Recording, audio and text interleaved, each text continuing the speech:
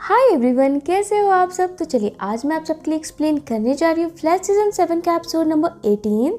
So friends, ये episode ना होने वाला है फ्लैश सीजन 7 का आखिरी एपिसोड।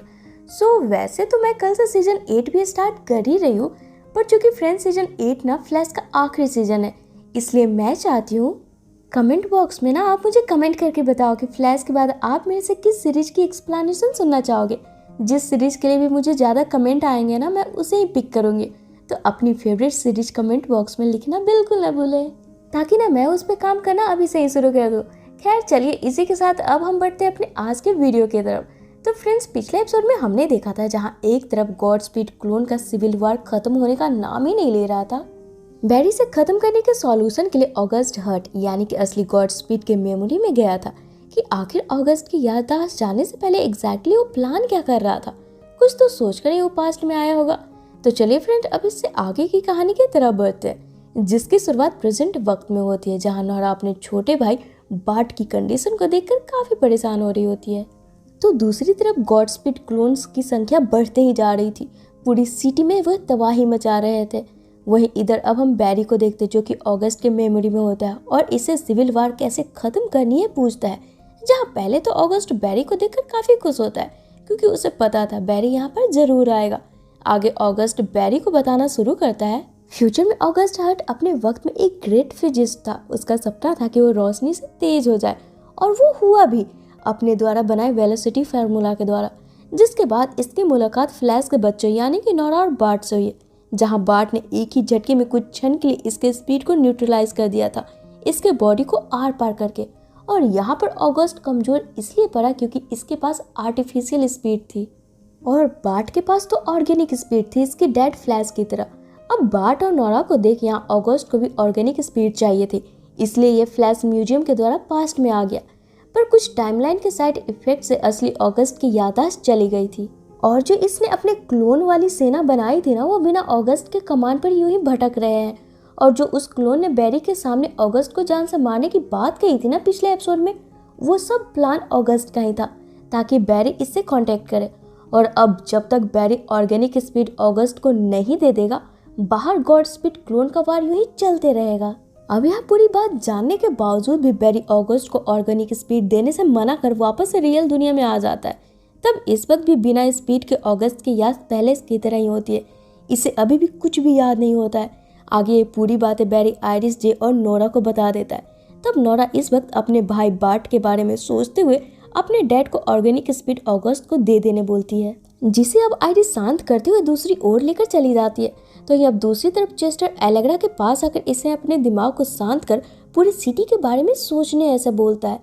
एक एलेग्रा की ही पावर है जो उन क्लोन्स को रोक सकती है, क्योंकि पाइपलाइन में जब उस क्लोन ने एक बैरी पर अटैक करी थी, वो एलेग्रा के अटैक से ही डरकर भाग गया था। जिसे सुन अब एलेग्रा पूरे मूड के साथ सी डिवाइस के बैटरी को चार्ज करने के लिए पूरी तरीके से अब तैयार हो जाती है। आगे अब हम बैरी को देखते हैं जो कि इस सिविल वार को रोकने के लिए स्पीड फोर्स यानी कि बड़ी नोरा को भी बुला लेता है, और तब तक बाकी तीनों फोर्सेस यूनिवर्स को बैलेंस करने में व्यस्त होते हैं। अब यहाँ पर आते ही स्पीड फोर्स चुटकी बजाकर पहले तो जे, बैरी और नोरा की स्पीड को बूस्ट कर देती है, और साथ ही आयरिस के शरीर में भी काइनेटिक एनर्जी डाल देती है, जिससे कि अब आयरिस भी एक स्पीडस्टर बन चुकी थी। और फिर कोमा में गए बाट को भी एक चुटकी में पहले जैसे नॉर्मल कर देती है, ताकि अब एक साथ मिलकर सभी बाहर फैले गॉड स्पीड क्लोन का सामना कर उन्हें रोक सके और इस सिविल वार का जल्द से जल्द खात्मा हो। जहां अब आगे हमें सड़क पे दिखाया जाता है, जहां हर तरफ गॉड स्पीड क्लोन फैल कर तबाही मचाए हुए हैं। लोग अपनी अपनी जान बचाकर भाग रहे होते हैं, और यहीं पर जोय और क्रिस्टिन भी फंसे होते हैं। तभी एक क्लोन आकर जोय को घेर कर इसे मारने ही वाला होता है। तभी हम क्रिस्टिन को देखते हैं, वो इन्हीं गॉड स्पीड क्लोन की तरह ही व्हाइट लाइटनिंग को निकालते हुए एक स्पीडस्टर की तरह ही जोय को बचा लेती है, जिस पर जोय दंग होकर क्रिस्टिन को बस देख रहा होता है।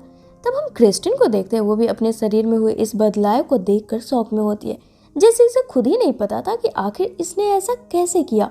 और फिर यहाँ पर क्रिस्टिन खुद बेहोश होकर गिर जाती है।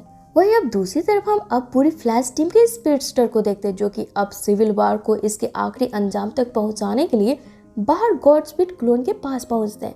जहां अब शुरू होती है इन सभी speedster versus God speed clone के बीच में घमासान युद्ध, जहां सभी अपने अपने काबिलियत के साथ इन सभी क्लोन्स के छक्के छुड़ा रहे होते हैं।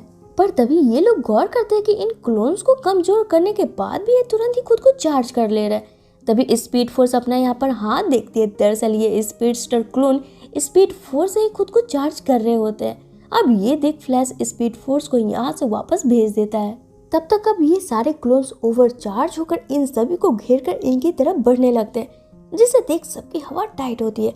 तभी यहाँ पर एन वक्त पर एलेग्रा सी डिवाइस लिए पहुंचती है और अपने अंदर मौजूद सारे एनर्जी को लगाकर इसे चार्ज कर ऑन करती है, जिसके संपर्क में आते ही इन क्लोन्स की स्पीड पूरी तरीके से खत्म हो जाती है। तब ये क्लोन्स डिस्चार्ज होकर यहीं जमीन पर गिर जाते हैं। तब मौका पाकर ये लोग वापस से स्टार लैब लौट आते हैं, क्योंकि इनके पास सिर्फ एक ही सी डिवाइस थी जो कि एक टाइम में एक ही बार इस्तेमाल हो सकती थी।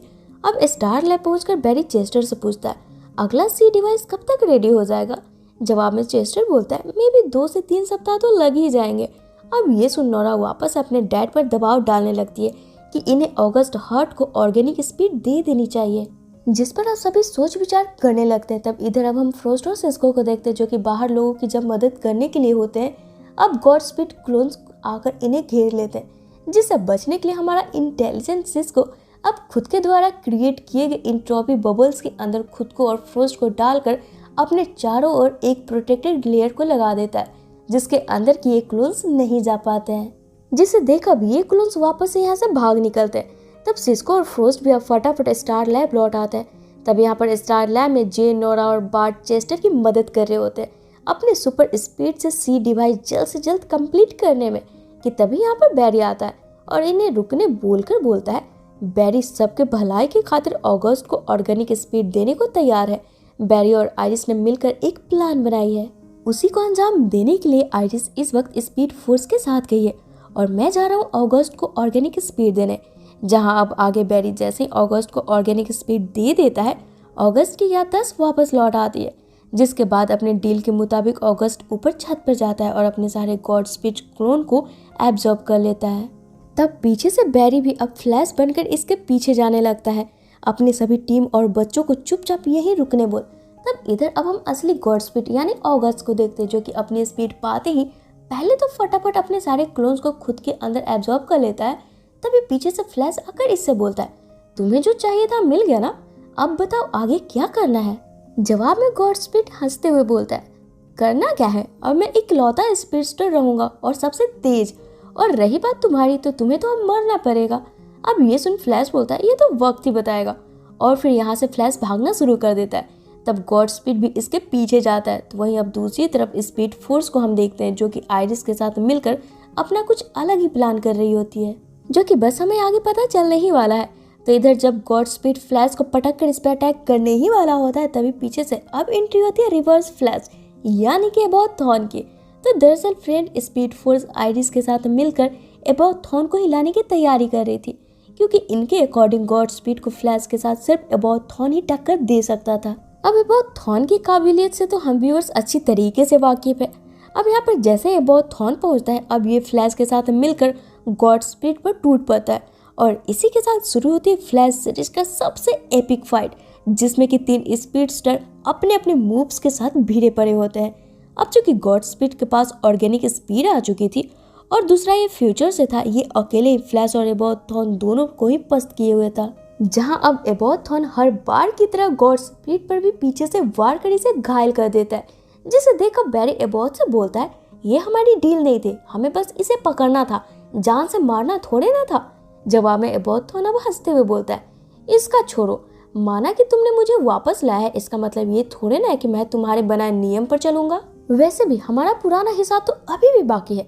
और फिर इतना बोल एबॉट थॉर्न बैरी पर अटैक करने के लिए आगे ही बढ़ता है।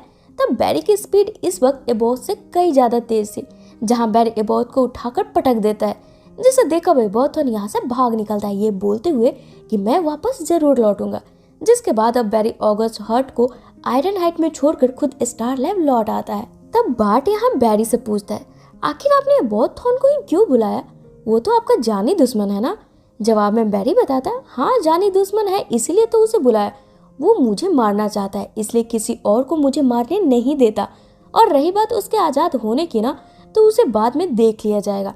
फिलहाल मेन टेंशन ऑगस्ट का था, वो अभी आयरन हाइट में है, जिसकी मेमोरी वापस से इरेज कर दी गई है। आगे अब सारा टेंशन खत्म होते ही बैरी एक बार फिर से आइरिस को शादी के लिए प्रपोज करता है। वहीं अब दूसरी तरफ हम क्रिस्टीन को देखते हैं जो कि पहले से बेहतर थी, जिससे जब जॉय मिलने आता है क्रिस्टीन इससे बताती है कि डॉक्टर की रिपोर्ट के मुताबिक क्रिस्टीन भी एक मेटा ह्यूमन है, जिसकी एबिलिटी ये है कि ये किसी भी मेटा ह्यूमन के जैसे ही रिएक्ट कर सकती है, जैसे कि सुबह उन गॉडस्पीड क्लोन को देख उसी की तरह स्पीडस्टर बन गई थी। तो ही अब इस सीजन के आखिरी एपिसोड में हम बैरी को देखते हैं जो कि वापस से आइरिस के साथ शादी कर लेता है और दोबारा से सारे वचन निभाने का वादा भी करता है। और इसी हैप्पी एंडिंग के साथ फ्लैश सीजन 7 यहीं पे खत्म हो जाती है। तो फ्रेंड्स, ये थी मेरी आज की वीडियो। अगर आपको पसंद आई हो तो वीडियो को लाइक और शेयर करना बिल्कुल ना भूलें। साथ ही अगर आप मेरे चैनल पर न्यू हो तो इसे ऑल बेल नोटिफिकेशन के साथ सब्सक्राइब भी जरूर कर ले, ताकि मैं जब भी इसका नेक्स्ट वीडियो डालूँ ना आपको उसका नोटिफिकेशन मिल जाए और मुझे आपका सपोर्ट। तो चलिए फिर मिलते हैं अपने नेक्स्ट वीडियो में। Till then take care and bye bye.